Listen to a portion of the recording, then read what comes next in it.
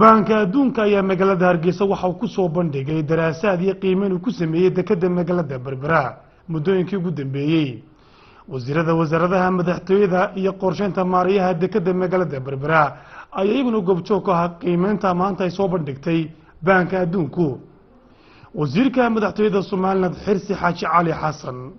oo furitaankii munaasabadaasi baanka adduunku ku soo bandhigayay daraasaadkii qiimeynta ku sameeyay sidii dekedda magaalada Berbera dhaqaale iyo dibis loogu sameyn lahaa ayaa waxa uu yiri waxaan runtii ku faraxsanahay in si wacan looga soo qayb galay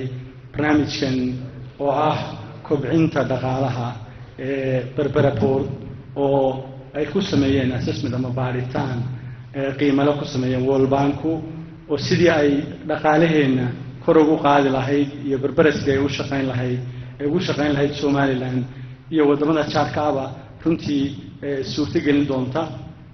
arrintaas runtii aan rajaynayno insha Allah taala inay wax weyn ku tari doonto hadday tahay nolosha dadka reer Somaliland iyo hadday tahay horumarka dhaqaalaha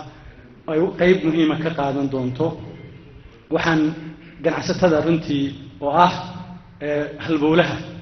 dhaqaale ay ku tiirsantahay Somaliland halkan jooga iyo kuwa kale ee saxaafadda kala socdaba ku mahadinaya qaybta ay ka mudan yihiin bulshada iyo halka ay kaga beegan yihiin.